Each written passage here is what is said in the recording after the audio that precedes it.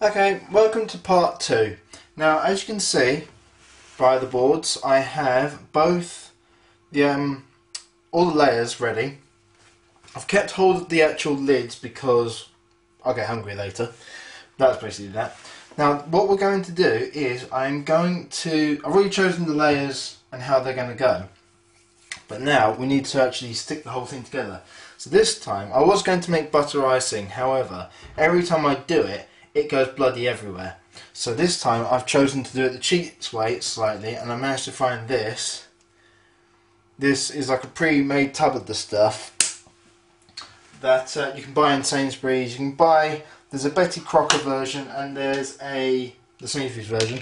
I've opted for the Sainsbury's one because it's cheaper, and this is kind of how it looks. And it's quite soft, as you can tell, so it's extremely smooth. It's kind of like Nutella, I guess, sort of consistency. So what we want to do is pretty much cover all of the base with like a thick, well, a reasonable amount really, I guess, of the actual stuff. Now this is going to be extremely chocolatey, so if you plan on making this and you plan on using this stuff, then you know you have been told. And then this effectively is going to seal all the layers together. Now it won't matter if it overruns because it just scrapes off like well, a bit like jam really. You could put in anything in the middle that you wanted. We're going to sandwich this as we go. So you can fill it with anything, you know, fruit, nuts, all that, the usual suspects really. Oh, damn it. Be warned that because of the nature of the actual cake itself, some bits will possibly need to be glued back on. So this isn't going to be particularly that sexy. Like I said, you want a nice thickish layer to actually put the whole thing back together. Why didn't they invent this stuff earlier? Because it would save me so much hassle. Now the other thing as well is you want to make sure your cake is actually as level as possible. And in this case I'm actually going to put a layer on the bottom of the cake just so it can help stabilise it, and plus it's got a bit of a hole. But this time we won't need it as much. So as you can see, I'll just finish this up. And then the whole thing will look like this. Now, what the plan is at the moment is I'm going to jump cut on this one, but I'm going to cover the whole. Let's zoom in on this. So as you can see, you've got orange, blue, yellow, and purple on top. So I'm going to zoom out on this one. I'm going to do a jump cut so you can see what the whole thing looks like finished. Okay, as you can see, I have just finished, and that's the whole cake completely covered. Now, I will admit, it does look like a giant poo, but I've just tried a piece of the actual fondant stuff, and it's really, really nice. Now, the theory goes that you have to then cover it. Now, I have chosen the soft white icing ready to roll stuff that you can get again from Sainsbury's. Now I have never once used this stuff myself, so this may take a few goes, but the idea is then once you've rolled it out quite thinly, you can then drape it over the top, smooth it down, cut off the excess, and then decorate it in whatever way you want.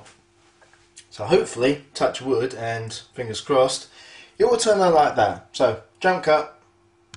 Okay, this is our fondant that I've been kneading in my hands for the last couple of minutes just to soften it a bit.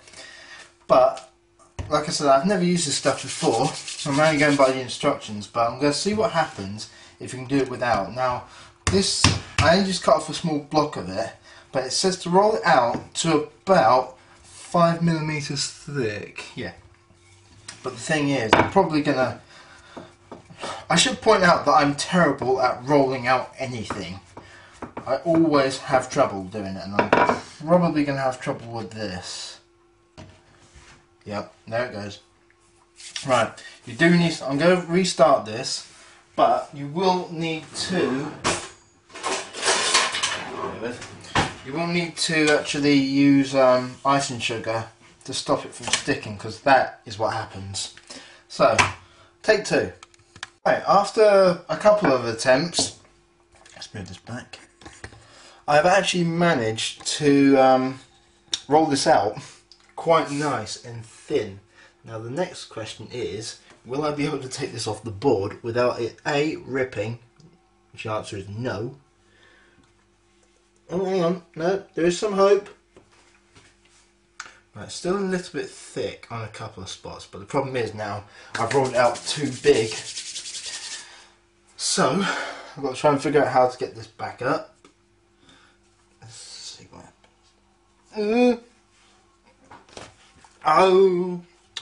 I was hoping that wouldn't happen. I hate icing sugar. It bloody goes up. No, it's ripped. Right. I'm actually going to have to do this the other way, which involves dusting the top. I was kind of hoping to get away from doing that, so I have to redo it. Back in jump cut again. Right. Good news, everyone. I've managed to roll this out and kind of separate it from the actual worktop. So I'm somehow going to get this onto the cake. Actually, I figured out how I'm going to do this.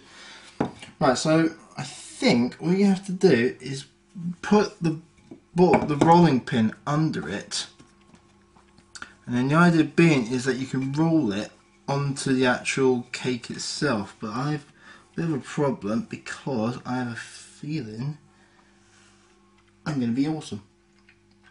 So, gently as it does, there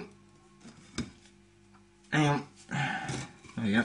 Right, as I said, I am rubbish at doing this particular part, so we are going to get this onto this. So, hang on, I'm going to move you around. Don't expect this to be graceful, because it really isn't. And at least you can see me now. So, here we go. This is the first and only time I'm ever going to do this, and it's probably, now I look at it, not going to be enough. But I might just be able to get away with it. I have no idea how to flatten this, so I'm just going to guess at best. It's probably going to look like a ghost. So, yeah, jump cut methinks. After a bit of a fight with it, I have now managed to completely fondant encase the cake. So, as you can see, it's got the chocolate icing on the outside. I did have a bit of a problem here, but I'll explain why in a minute. But the whole thing is encased, and it's pretty much as smooth as to the actual cake as I can probably get it. So what I am going to do now is transfer it to a normal plate, so it's out the way, and then we can decorate it. Okay, now here it is, the final outcome. Like I said, this is the first time I've ever had an attempt at icing a cake, and I won't lie, it was extremely difficult, but for a first go I don't think I've done too badly.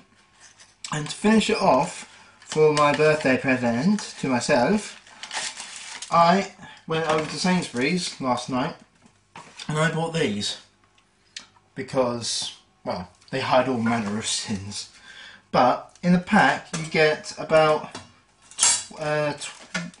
12 in total, but you get, and I'll show you now, you get 3 light and 3 milk chocolate stars, well, 3 rows, and then there's 2 of each. Now I'm not gonna have this tonight. I'm actually gonna have it tomorrow for when I go around for my birthday dinner at my parents' house. However, to give this the final touch, I am going to use what's left of this as a bit of glue, I'm going to attach the stars, not all of them I will admit, to the base. Well, all generally kind of all over. So it's a bit random. So it's got something for it to stick to. And then hopefully that will be the end of it. Now, I hope you've enjoyed this tutorial. I know this is the first proper one I've ever done, so please be nice if you reply. But don't let anything get in the way. If you want to have a practice at making something, regardless of what it is, have a go at it. You know, you won't know until you try. It's like, for instance, when I wanted to make truffles. I looked all over the internet and I found Anne Reardon from howtocookthat.net had the best one, and I've made about 7 different flavours now, and I practiced each bit separately until I had each part down to a T, so that it looked decent, and when I gave them out as presents, people really liked them, you know. So don't let anything like that hold you back. The only thing that will hold you back is yourself, and that's a shame really, because we can all do anything we want really. If you really put your mind to it, you can make such a good thing out of something. I'm being very broad here when I say this, but you know, this, like I said, this is the first time I've ever iced a cake. Well, yes, it was difficult, but here, like I said, is the outcome. You know, it's a nice little cake that I'm making. I am planning on using all these stars, by the way. So, yeah, have a go. And if you want to send me a picture of what your favourite, or if you make this cake, what the outcome of it is. I would like to actually see what the outcomes are, truth be told, because now I've got quite a few followers, not as many as most people, but I've got some, and you know, it'd be nice to see how other people work, you know, and just how to experiment really, and just see what happens. So, you know, give it a go and come back to me. And I am going to really fastly finish this up so you can see what the final outcome is. So bear with me just a minute. And then on top. Sorry, I'm going as quick as I can. And then just add the last two.